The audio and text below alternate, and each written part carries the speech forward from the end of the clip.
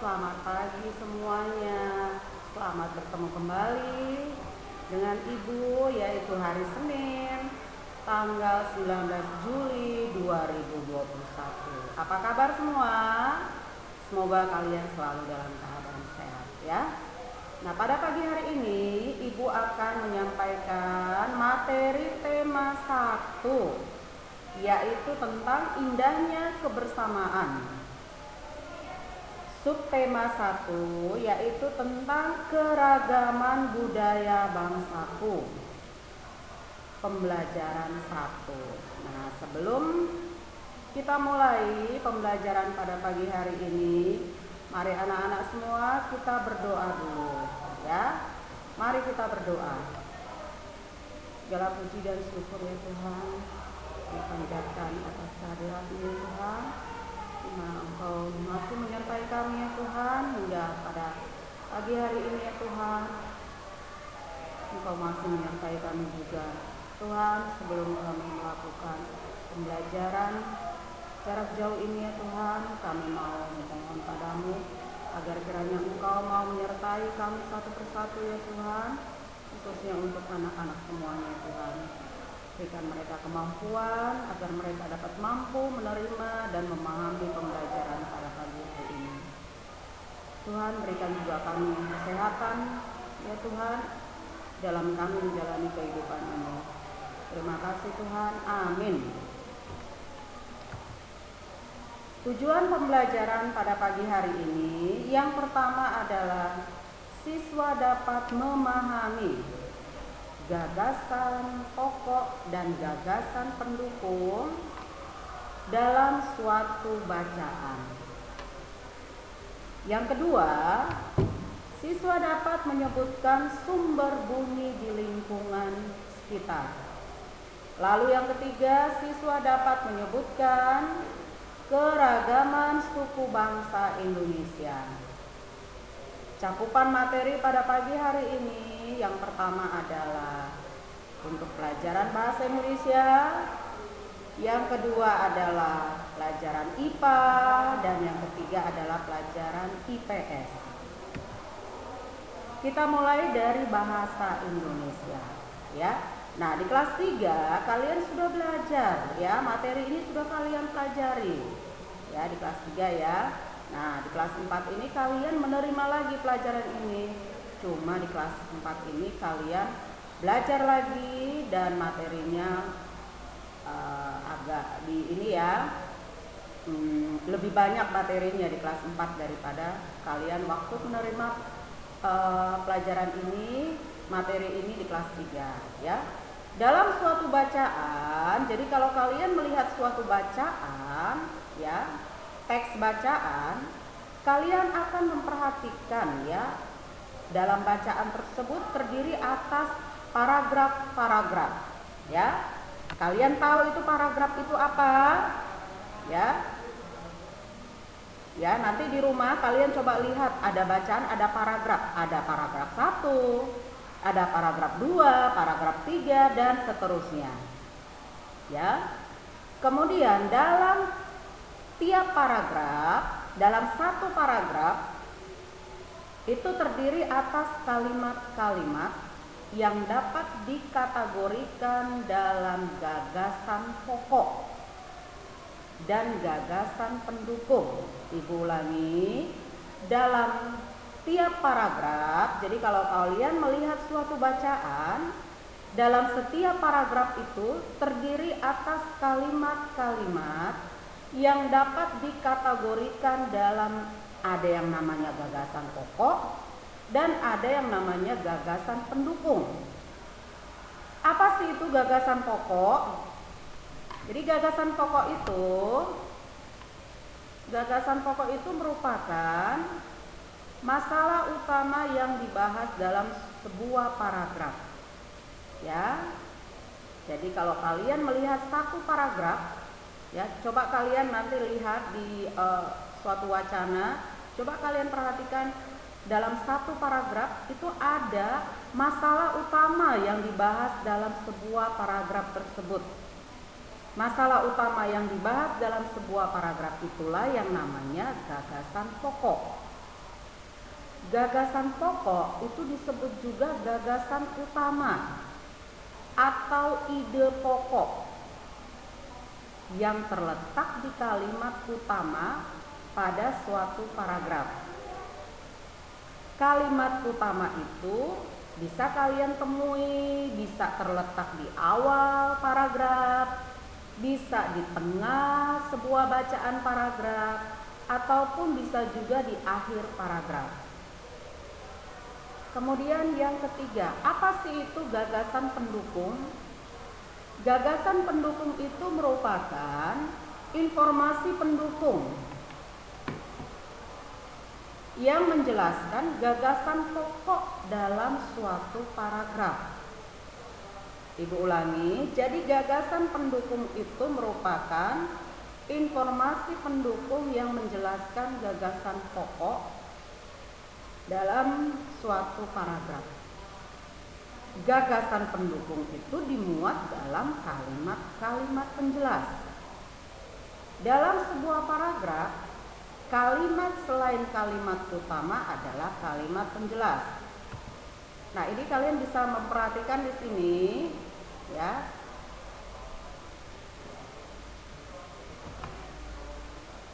Ya, ini ada gagasan pokok. Di sini gagasan pokoknya adalah Indonesia memiliki berbagai bahasa daerah. Nah, ini yang namanya gagasan pokok. Apa itu tadi gagasan pokok? Gagasan pokok itu kan masalah utama yang dibahas dalam sebuah paragraf. Ibu ulangi. Nah, ini ada contoh ya. Ada contoh di sini. Ini contoh gagasan pokok. Jadi gagasan pokok itu masalah utama yang dibahas dalam sebuah paragraf. Nih ya. Jadi dalam satu paragraf, misalnya ada bacaan, ada teks suatu bacaan, lalu di situ gagasan pokoknya Indonesia itu memiliki berbagai bahasa daerah. Itu gagasan pokoknya. Nah, dari gagasan pokok ini nanti bisa dikembangkan menjadi yang namanya gagasan pendukung. Gagasan pendukung inilah yang namanya informasi yang menjelaskan gagasan pokok. Ya, jadi dari gagasan pokok ini bisa dikembangkan menjadi gagasan pendukung. Gagasan pendukung itu adalah informasi pendukung yang menjelaskan pokok, yang menjelaskan gagasan pokok. Nah, ini gagasan pokoknya adalah Indonesia memiliki berbagai bahasa daerah. Nah, ini dijelaskan lagi. Gagasan pokok ini dijelaskan lagi, diberikan informasi lagi tentang gagasan pokok ini, ya.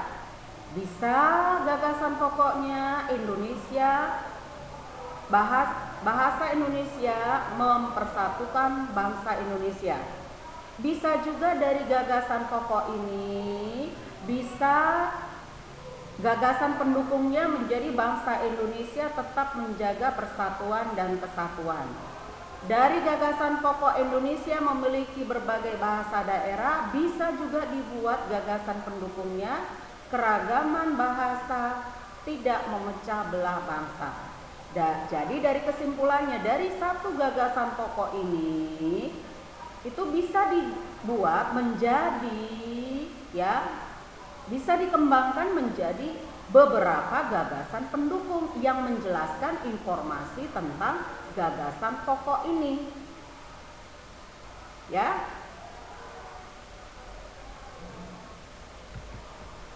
Berikutnya kita masuk ke pelajaran IPA. Sumber bunyi di lingkungan sekitar. Benda-benda yang menghasilkan bunyi dinamakan sumber bunyi. Ya, jadi banyak sekali kita temui, ya, banyak sekali di lingkungan sekitar kita benda yang bisa menghasilkan bunyi. Ada bunyi suara manusia, ada bunyi alat musik, berbagai macam alat musik, ada bunyi air yang mengalir, ya, ada bunyi mungkin bunyi petasan, ada bunyi orang bertepuk tangan, ada bunyi orang memukul meja, ya. Jadi semua benda yang menghasilkan bunyi itulah yang disebut dengan sumber bunyi. Nah, bunyi itu dihasilkan oleh benda yang bergetar. Jadi kalau kalian, ya, coba kalian memperhatikan kalau kalian misalnya berbicara, ya, kalian berbicara. Saat kalian berbicara, coba kalian pegang ini leher kalian. Leher kalian itu ada yang bergetar di leher kalian. Saat kalian berbicara, bergetar nih leher ini. Karena di sini ada di tenggorokan kita ini ada yang namanya pita suara. Jadi saat manusia berbicara ada pita suara yang bergetar. Artinya bunyi dihasilkan oleh benda yang bergetar. Contoh yang lain, bunyi dihasilkan oleh benda yang bergetar. Misalnya kalian memukul meja.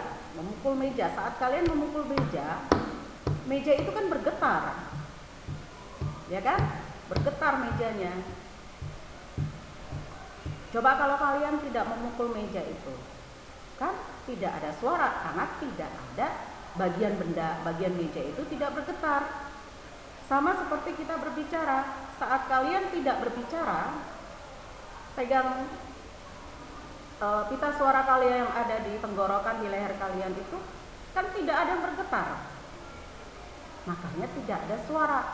Tapi saat kalian berbicara, ya, ada pita suara di tenggorokanmu yang bergetar. Bunyi dihasilkan oleh benda yang bergetar. Misalnya apa, Bu? Bunyi yang dihasilkan oleh benda yang bergetar, misalnya kalian memukul gendang. Nah, kalau kalian memukul gendang, itu kan ada selaput gendang itu ya ikut bergetar. Bergetar kan selaputnya itu. Ya kalau kalian tidak pukul gendang itu ya nggak ada suaranya. Kemudian meniup trompet. Pada saat kalian meniup trompet, udara yang keluar dari mulut kalian itu masukkan ke dalam pipa trompet tersebut. Artinya udara yang ada yang kamu keluarkan dari mulutmu itu bergetar, menggetarkan bagian dari trompet tersebut sehingga trompet itu menghasilkan bunyi. Kemudian gitar yang dipetik. Kalau kalian pemetik gitar, ya, ada gitar, kalian perhatikan, ya, senar atau dawai dari gitar itu kan bergetar saat kalian petik. Karena bergetar saat kalian petik, makanya ada bunyi gitar tersebut. Lalu pada saat kita bicara, pita suara yang terletak di leher kita juga akan bergetar. Ya, tadi Guru jelaskan. Kemudian meja yang dipukul, permukaan meja ini kan ikut bergetar. Kemudian orang bertepuk tangan juga. Kalau tidak bertepuk tangan kan nggak ada suara tangannya kalau cuma begini saja. Jadi harus ditepuk seperti ini. Jadi ada getaran yang dihasilkan oleh tangan ini sehingga terdengarlah suara tepuk tangan. Ya. Kemudian yang ketiga, tinggi atau rendahnya bunyi yang dihasilkan, ya, tergantung pada energi dan frekuensi gelombang bunyi. Jadi bunyi itu ada yang bunyinya tinggi, ada yang bunyinya rendah, tergantung dari energi dan frekuensi gelombang bunyi, ya. Kalau kalian mau mendengar suara yang kencang, pukul mejanya. Mau dengar suara yang kencang, kalian harus memukul yang kuat. Kalau kalian mau mendengar suara meja itu pelan, ya pukullah meja itu dengan pelan. Kalau kalian mau tepuk tangan yang keras, pukullah tepuk tangan kalian itu pukul sekencang mungkin. Tapi kalau mau mendengar tepuk tangan, suara bunyi tepuk tangan itu pelan, kalian menepukkan tangan kalian ini pelan. Jadi tinggi atau rendahnya bunyi yang dihasilkan pada energi tergantung pada energi dan frekuensi gelombang bunyi. Apa sih itu frekuensi bunyi? Frekuensi bunyi itu adalah banyaknya jumlah getaran yang terjadi dalam 1 detik. Besarnya frekuensi akan menentukan tinggi rendahnya bunyi. gelombang bunyi yang penuh energi dan frekuensi besar akan terdengar nyaring. Jadi kalau kalian mau mendengar tepuk tangan kalian kencang, ya, maka kalian harus membunyikan tepuk tanganmu ini sekuat mungkin. Ibu ulangi, besarnya frekuensi akan menentukan tinggi rendahnya bunyi. Gelombang bunyi yang penuh energi, nih kalian kan dengan penuh energi nih, dan frekuensinya besar akan terdengar nyaring. Dan sebaliknya, gelombang bunyi yang energinya rendah, nih, pelan nih, dan frekuensinya kecil, terdengar lemah atau lembut. Jadi kalau kalian mau tepuk tangannya terdengar lemah atau lembut, ya, berarti gelombang bunyi yang energinya lemah dan frekuensinya harus kecil. Nih, ya, tepuk meja. Kalau mau pelan ya, kedengaran pelan ya kalian tepuknya pelan supaya terdengar lembut. Kalau kalian mau mendengar bunyi tersebut nyaring, ya misalnya meja, pukul mejanya harus dengan energi dan frekuensi yang besar, ya. Nah, bunyi yang kita dengar, ya, atau kemampuan manusia untuk mendengar bunyi itu terbatas, ya. Ibu ulangi, kemampuan manusia untuk mendengar bunyi itu terbatas. Jadi telinga kita ini, kita mendengar bunyi melalui telinga kan, dengan telinga kan. Nah, kemampuan telinga kita ini untuk mendengar suatu benda itu terbatas. Ada bunyi yang manusia tidak bisa dengar. Ada bunyi yang manusia bisa dengar. Ada juga yang bunyi yang tidak bisa didengar oleh manusia. Artinya, kemampuan pendengaran manusia itu untuk mendengar bunyi itu terbatas, ya. Manusia hanya bisa mendengar bunyi, ya. Jadi manusia itu, kita ya, hanya bisa mendengar bunyi yang memiliki frekuensi antara 20 sampai 20.000 getaran per detik. Ini biasa disingkat satuannya Hz. Itulah yang disebut dengan bunyi audiosonik. Ibu ulangi, kemampuan manusia untuk mendengar suatu bunyi itu sangat terbatas. Ada bunyi yang manusia bisa dengar, ya, ada bunyi yang tidak bisa manusia dengar. Jadi manusia hanya bisa mendengar bunyi yang memiliki frekuensi antara 20 sampai 20.000 getaran per detik atau disingkat Hz. Itulah yang disebut dengan bunyi audiosonik. Ya, jadi bunyi yang bisa didengar manusia itu disebut bunyi audiosonik. Nah, seperti ini, suara ibu bisa kalian dengar kan? Ya, bisa kalian dengar. Itu artinya bunyi ibu ini, suara ibu ini termasuk bunyi audiosonik. Makanya kalian bisa mendengar suara ibu. Tapi ada juga, ya, bunyi yang frekuensinya kurang dari 20 getaran per detik atau Hz. Itulah yang disebut dengan bunyi infrasonik. Nah, bunyi ini hanya dapat didengar, misalnya hanya bisa didengar oleh anjing, jangkrik, gajah, dan lumba-lumba. Kemudian ada juga bunyi yang frekuensinya lebih dari 20.000 getaran per detik atau Hz. Itulah yang disebut dengan bunyi ultrasonik. Nah, bunyi seperti ini, bunyi ultrasonik ini hanya dapat didengar oleh kelelawar. Tahu kan kelelawar ya? Tahu ya, kelelawar itu dia hewan yang mencari makan pada malam hari ya, yang terbang ya. Kemudian ada juga lumba-lumba. Tapi beda dengan manusia. Manusia itu hanya bisa mendengar bunyi antara 20 sampai 20 ribu getaran per detik, atau disebut juga bunyi audiosonik, ya. Kemudian bunyi yang frekuensinya teratur, itulah yang disebut dengan nada. Kalau kalian mendengar musik, nah itu bunyi yang dihasilkan itulah yang disebut dengan nada, ya. Nada dihasilkan oleh alat musik, ya. Bunyi yang frekuensinya tidak teratur, itulah yang disebut dengan desah. Nah, kalau kalian mendengar bunyi musik, kan musiknya itu enak kan, teratur kan frekuensinya, ya kan? Nah, kalau kalian mendengar bunyi angin itu kan kadang-kadang anginnya berhembus cepat, ada angin yang lambat, angin sepoi-sepoi, ada juga angin yang kekuatannya sangat besar. Kemudian ada juga bunyi ombak, ya.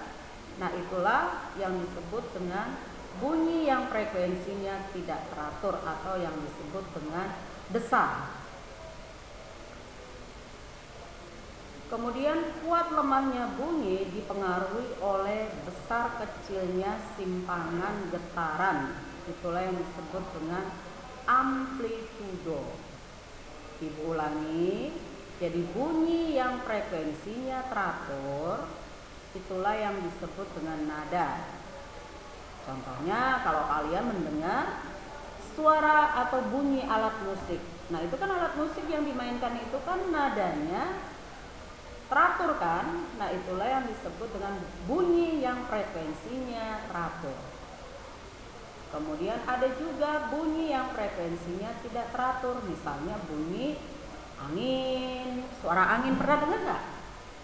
Suara angin atau bunyi angin. Nah, itu termasuk bunyi yang frekuensinya tidak teratur atau disebut juga desah. Atau bisa juga bunyi ombak, misalnya kalian pergi ke pantai. Pernah dengar suara ombak ya? Nah, itu disebut juga bunyi yang frekuensinya tidak teratur atau disebut desah. Kemudian yang nomor 10, kuat lemahnya bunyi itu dipengaruhi oleh besar kecilnya simpangan getaran yang disebut amplitudo. Kemudian kita masuk ke pelajaran IPS. Keragaman suku bangsa di Indonesia. Ya, kalian tahu ya, kalau bangsa Indonesia ini terdiri dari berbagai macam suku bangsa. Ya. Jadi Indonesia itu dikenal sebagai negara dengan masyarakat yang majemuk. Masyarakat yang majemuk itu artinya terdiri atas keragaman suku bangsa, agama, ras dan bahasa. Jadi kalau kalian tatap muka, kita nanti pembelajaran tatap muka, tidak usah jauh-jauh, kalian lihat saja temanmu satu kelasmu. Satu kelasmu itu kan, teman-temanmu dalam satu kelas itu kan terdiri dari berbagai suku bangsa. Mungkin ada temanmu yang sukunya suku Jawa, ada temannya suku Batak, ada temannya suku Nias, ada temannya suku Papua, ya. Kemudian dalam satu kelas itu ada temanmu yang beragama Islam, ada di kelasmu itu yang beragama Hindu, ada yang beragama Buddha, ada yang beragama Kristen, ada yang beragama Katolik. Demikian juga dengan ras, ya. Ras, ada yang kulitnya hitam, ada yang kulitnya putih, ada yang rambutnya mungkin rambutnya keriting, ada yang rambutnya lurus. Kemudian dan bahasa, ada yang suku bangsa di Indonesia ada yang memiliki bahasa Jawa, ada bahasa Batak, ada bahasa Sunda. Tapi biar semua tahu teman-temanmu itu mengerti bahasamu, makanya adalah bahasa Indonesia, yaitu bahasa persatuan. Tapi kalau di Indonesia itu di setiap daerah itu memiliki bahasa daerah. Ya, ada bahasa daerahnya ya. Ibu ulangi. Indonesia itu dikenal sebagai negara dengan masyarakatnya yang majemuk. Majemuk di sini artinya bangsa Indonesia itu terdiri dari beragam suku bangsa. Tetangga kamu, coba tanya tetanggamu sebelah, suku bangsanya apa? Coba tanya tetanggamu sebelah rumahmu, agamanya apa? Tanya juga tetanggamu yang sebelah, kalian tanya rasnya apa? Terus bahasanya, pernah dengar orang kan berbicara menggunakan bahasa daerah ya? Ya. Kemudian yang kedua, keragaman suku bangsa itu bisa dilihat dari warna kulit. Ibu ulangi, keragaman suku bangsa, tadi Ibu udah jelaskan bahwa Indonesia ini dikenal dengan masyarakat yang majemuk. Jadi keragaman suku bangsa itu bisa dilihat dari warna kulit. Nah, kalian bisa lihat temenmu, kalau kalian belajar tatap muka, ada warna kulit temennya putih, ada temenmu warna kulitnya coklat, mungkin ada temenmu yang warna kulitnya hitam. Kemudian rambut, tadi udah jelaskan, ada rambutnya keriting, ada rambutnya ikal, ada bentuk rambutnya lurus.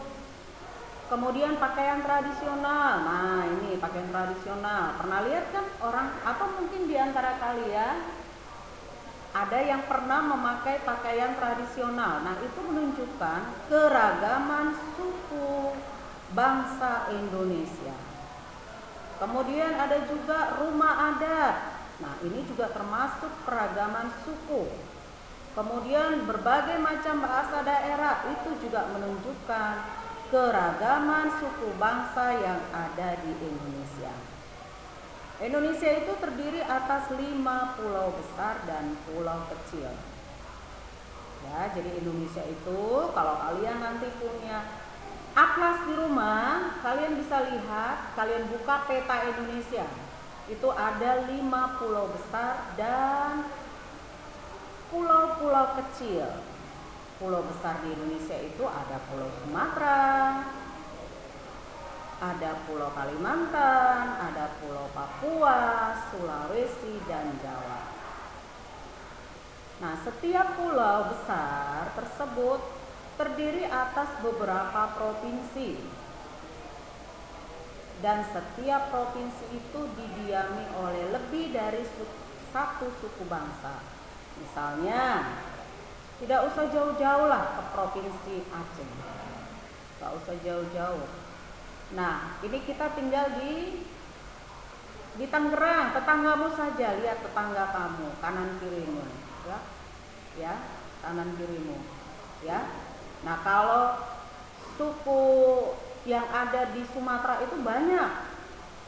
Kalau di provinsi Aceh itu biasanya mendiami provinsi Aceh itu ada yang namanya suku Aceh, ada suku Alas, ada suku Gayo.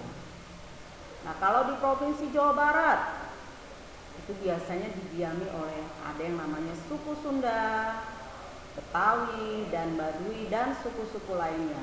Banyak ya suku-suku lain yang ada di provinsi Jawa Barat ini ya. Kemudian walaupun kita memiliki keragaman suku bangsa, tadi kan Indonesia itu dikenal dengan negara yang majemuk.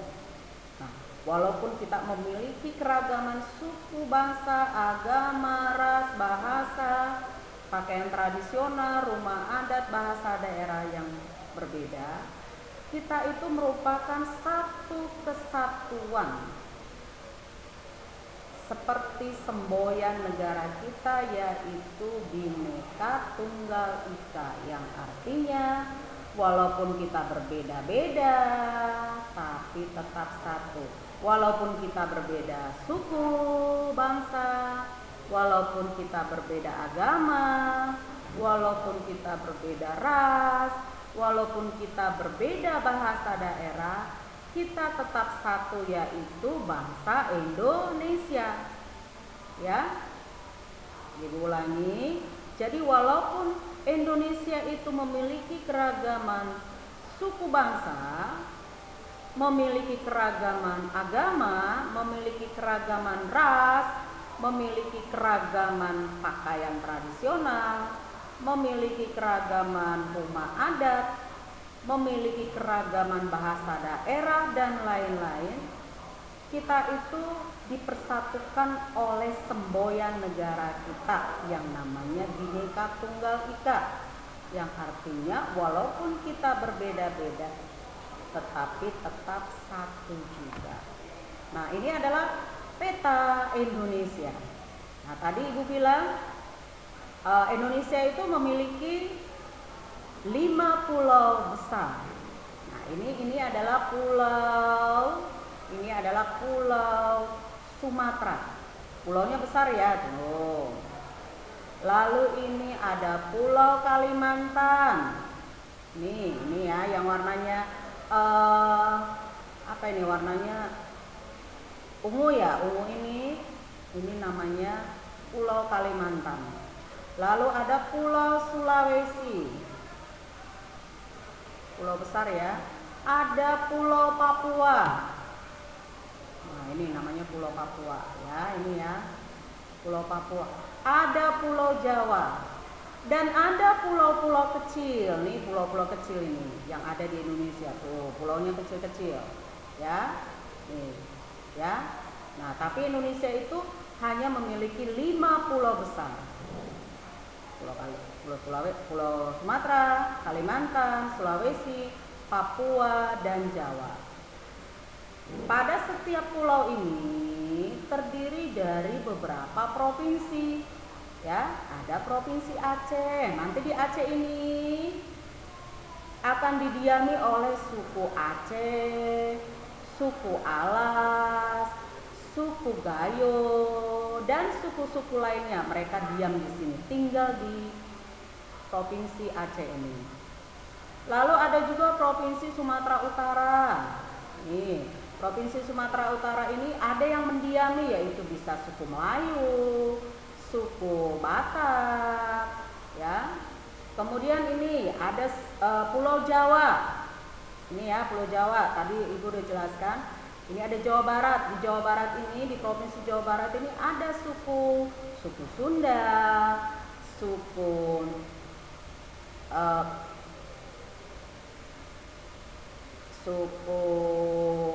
Banten, suku Baduy. Kemudian di Kalimantan ini, setiap provinsi Kalimantan ini seperti Kalimantan Barat, mungkin ada suku Dayak di sini, ada suku Melayu, ada suku Jawa, ya. Jadi setiap provinsi yang ada di suatu pulau di setiap daerah di Indonesia itu didiami oleh berbagai macam suku. Tetapi walaupun kita memiliki keragaman suku, agama, ras, kebudayaan daerah, kita tetap satu. Negara kita ini tetap satu, yaitu negara Indonesia. Ya, tapi kita itu tetap harus menjaga keutuhan dari negara kita dari Sabang sampai Merauke, ya. Bisa kan nyanyi? Dari Sabang sampai Merauke berjajar pulau-pulau, sambung menyambung menjadi satu, itulah Indonesia. Indonesia tanah airku, aku berjanji padamu menjunjung tanah airku Indonesia. Ya. Setiap daerah ini memiliki bahasa daerah tersendiri. Tapi walaupun begitu kita harus memiliki bahasa persatuan supaya orang-orang dari setiap suku itu bisa mengerti bahasa yang kita pakai, yaitu menggunakan bahasa persatuan, yaitu bahasa Indonesia. Jadi Indonesia itu tersebar dari Sabang sampai Merauke, ya. Ingatkan lagu itu, dari Sabang sampai Merauke. Dari Sabang sampai Merauke berjajar pulau-pulau, sambung menyambung menjadi satu, Itulah Indonesia, Indonesia tanah airku. Aku berjanji padamu, menjunjung tanah airku Indonesia. Iya, ya. Ibu akhiri pembelajaran PJJ pada pagi hari ini. Mudah-mudahan anak-anak sekalian bisa memahami, mengerti akan materi pada pagi hari ini. Ucapkan selamat pagi, jaga kesehatan kalian. Terima kasih. Dadah. Tuhan memberkati kita semua. Amin.